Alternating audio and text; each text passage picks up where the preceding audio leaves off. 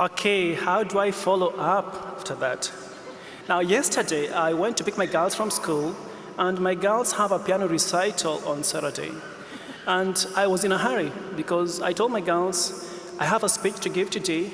I have another one to give in Ghana on Tuesday.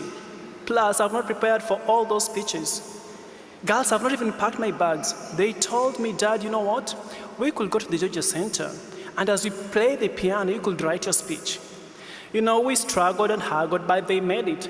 So I actually wrote this speech yesterday at the Georgia Center as the girls played the piano. But every time they played the piano, they'll be like, Dad, do you like it? I was like, yes, it's I'll be like, yes, it really, really sounds good. I didn't listen to anything they played, so I'm going to confess that to them after now. I really want to thank the Dean for very many kind words that he said, and I really want to dedicate that to my students that I had in the MSW program. I know some of you, I had some of you in the class, and it was so wonderful having you in the class, and I wish you well as you go out. So Dean Daniels, the Dean of the University of Georgia School of Social Work, fellow faculty, staff, proud members of the 2012 graduating class, parents, friends, and guests, I am honored to stand before you and share a few thoughts. Dean Daniels asked Dr. Miller and myself to each speak for only 5 minutes. For Dr. Miller, who comes from New York, that time frame was probably more than enough to say what she wanted and even have an opportunity for questions and answers from the audience. I just wondered whether Dean Daniels knew that where I come from, greetings alone typically take at least 10 minutes. In any case, since I want to remain in the good books of Dean Daniels, I will try to make it in 5 minutes. Just yesterday, you were going through orientations. Remember enrolling in courses, locating lecture venues, getting those dream internships, wondering whether you could make it in college, completing projects, or preparing for exams. This is just a tip of the iceberg of your journey. Now, that is like a dream, and today we celebrate your efforts and perseverance. Class of 2012, now the future beckons you.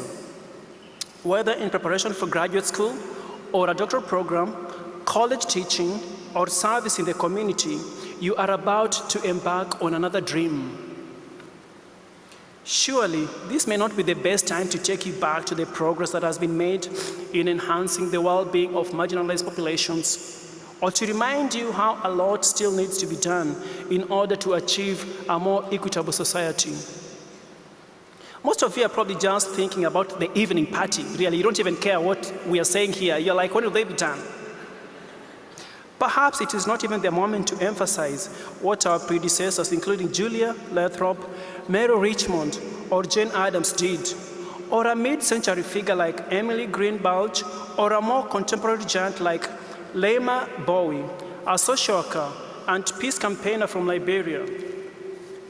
Actually, Miss Addams, Miss Belch, and Miss Bowie all received Nobel Peace Prizes, with Miss Bowie just receiving it in 2011. All these are social workers. That tells me that you can make a difference. Big or small, you can make a difference. I thought of a very simple advice that might help you make a difference.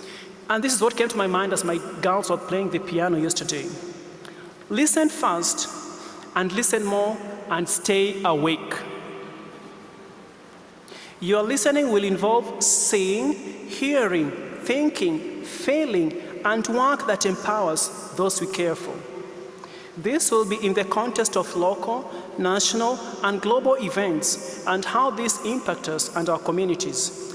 It is why we continue to produce so many Nobel Peace Prize winners. Now, anyhow, you wonder, what does that mean? What do you mean by listen fast and learn more and listen more and stay awake? I will try to break that into 4 main points, and I hope you'll still be awake by the time I'm done. Point number 1, never give up on yourself or those you care for.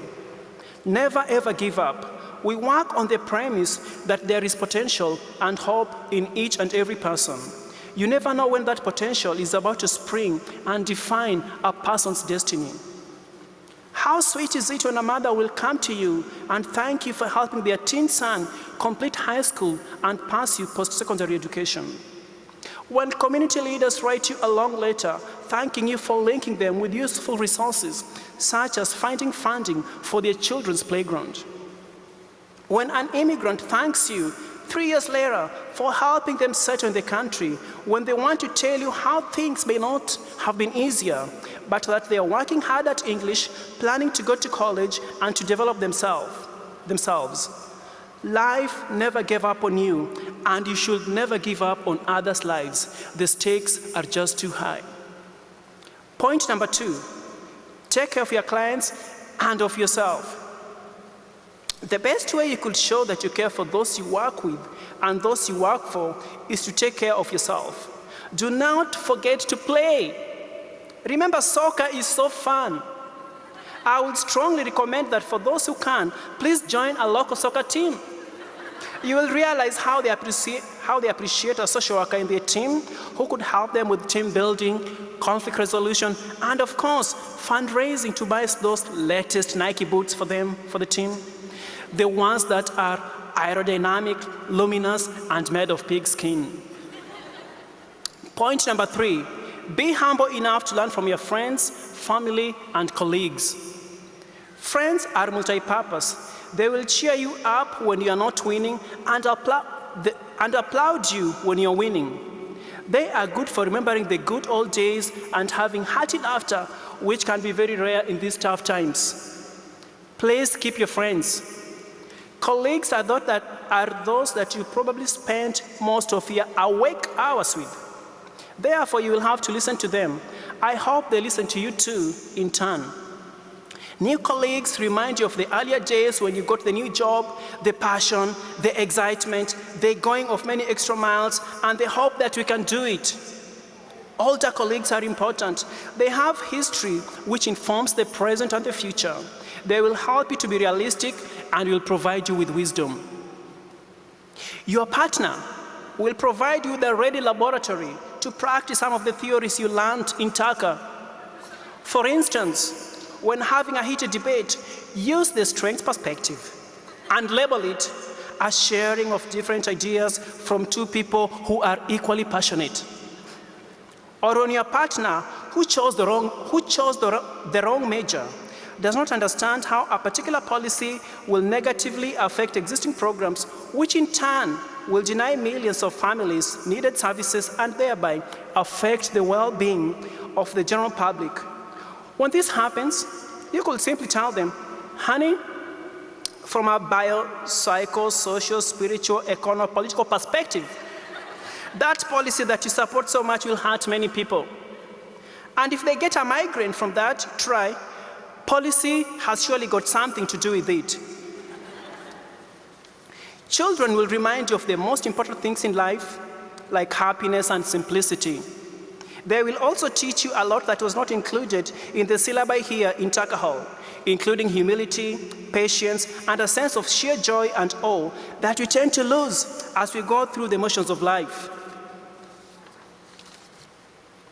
I have actually come to think that we should probably consult children when we prepare our syllabi as faculty.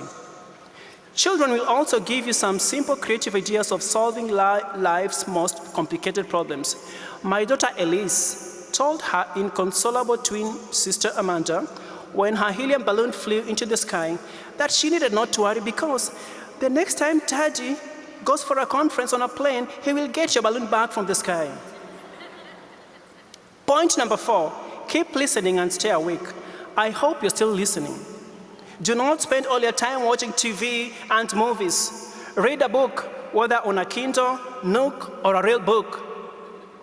This week I went to the UGA Health Center to pick up some medication. The pharmacist looked at me and said, "This name is very familiar. I wonder where I saw it." She then remembered reading about me in the previous night in the UGA columns newspapers. And so I predictably asked her about what she thought from reading the article. Believe it or not, she honestly but sheepishly confessed that she actually fell asleep while reading the article and that she could not remember what she read. Class of 2012, I hope you are all awake and that you'll continue to stay awake, because it is only in being awake that we will be able to listen to the concerns, problems, struggles, aspirations, and dreams of those we serve. It is by being awake that our service will bring greater meaning and satisfaction to ourselves and our clients. Never shut your eyes, never block your ears, do not develop a heart of stone. Always be alert, stay grounded, do not be cynical. Be hopeful, then we will continue to make a difference, win more Nobel Peace Prizes, and enhance the stature of our beloved profession. Now it seems I have run past my 5-minute limit and that I will have to buy my own lunch. As somebody said, there is no free lunch in America. Best wishes to you all in your futures.